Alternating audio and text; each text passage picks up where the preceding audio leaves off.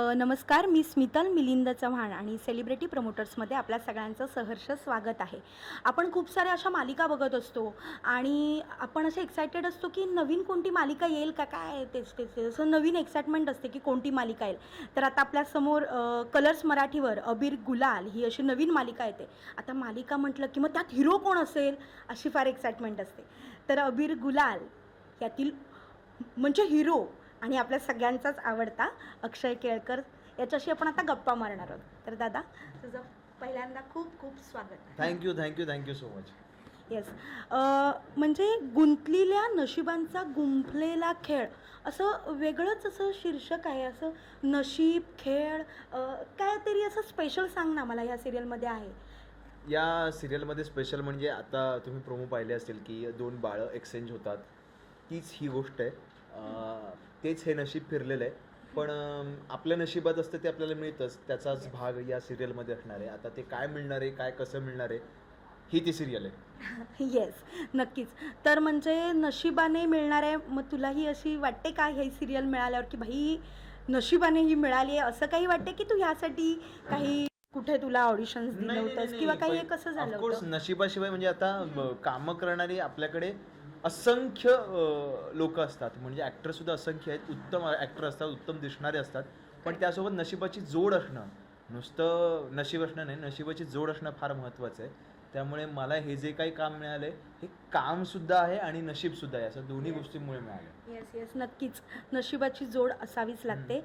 जे की आता तू बिग बॉस, बट ऑब्वियस सगळेच जण असं अक्षय केळकर कुठेतरी पटकन एक बिग बॉस विनर यार, खूप सारे फॅन्स पण असतात, स्पेशली मुली अशा असतात.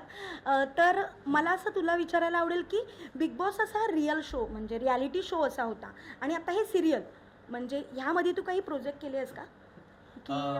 ऑफकोर्स मी बिग बॉस मराठीच्या आधी हिंदी 2 मालिका लीड म्हणून काम केलं आहे. Okay. So as an actor म्हणूनच होतो. अचानक बिग बॉस आला. सो रियालिटी शो मी कंटेस्टंट म्हणून बिग बॉस खेळलो.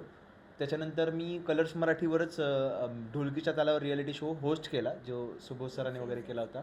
आणि मग आता ही मालिका. त्यामुळे तर मला तुला विचारायचं आहे की असं रियालिटी शो आणि सिरियल ह्यामधला जे असं डिफरंट असतो ना, तो तू काय अनुभवलास किंवा शेअर करशील ते? मुळात मी ॲक्टर म्हणूनच आलो होतो या फील्डमध्ये. सो आत्ता सिरियल माझा जुनाच भाग आहे.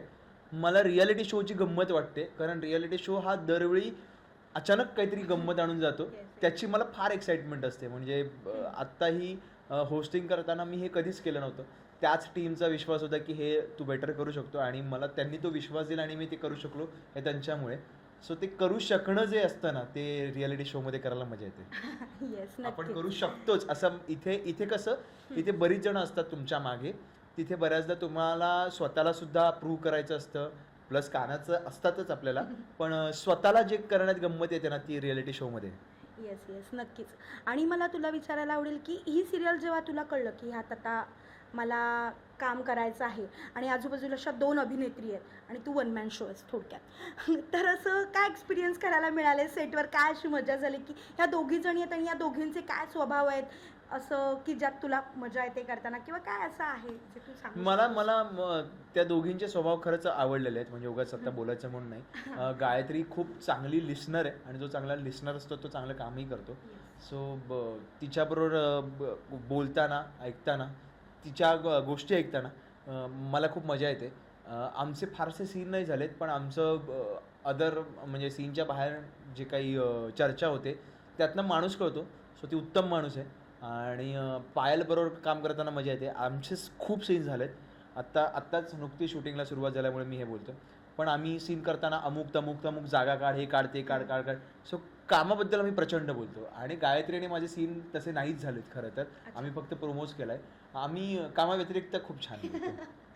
बरं, प्रोमो म्हणजे फर्स्ट प्रोमो आला त्यात त्या दोघी जणी दिसत आहेत किंवा काही, तर तुझं असं झालं होतं का की अरे हा फर्स्ट प्रोमो आहे भाई, मेरा प्रोमो कब आएगा किंवा काही असं काही वाटलं होतं का? नाही, माझं असं काहीच नव्हतं झालं. पण फक्त एक्सायटेड होतो की यार कधी येणार. एक्झॅक्टली. पण माझा प्रोमो शेवटी होता.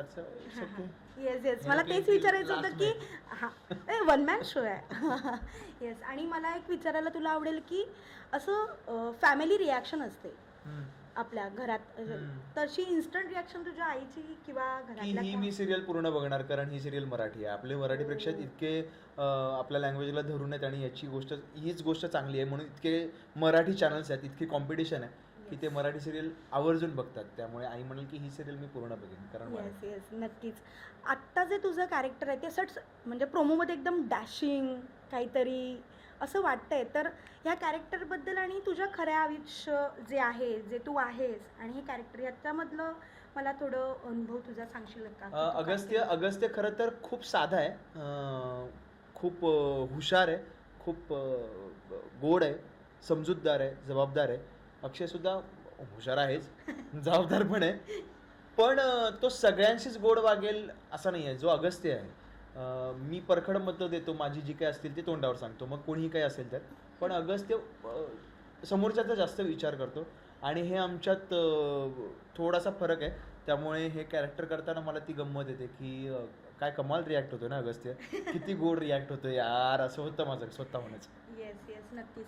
आणि मला अजून एक तुला विचारायला आवडेल की असं जर तुला जादूचा जीन वगैरे कोणी दिला ना, तर तुला असं कोणती गोष्ट पटकन मागावी वाटेल की भाई पटकन मला हे मागायचं आहे, पटकन मागून टाकायचं आहे, असं काय आहे? बापरे, असं काहीच नाही ग.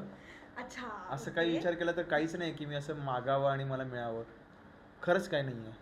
अरे वा, म्हणजे तू असं छान सगळं मिळालंय तर हा, त्याबद्दल सगळं खूप जे काही गॉड चाललंय ना आतापर्यंत ते बेस्ट चाललंय, Yes, बरं yes. चाललंय, छान चाललंय. Yes yes. आणि ह्या पुढेही नक्की चालणार आहे, त्याबद्दल काही प्रश्नच येत नाहीये. आता ह्या तुझ्या नवीन सिरियलसाठी, नवीन भूमिकेसाठी खूप साऱ्या शुभेच्छा. Thank you thank you so much.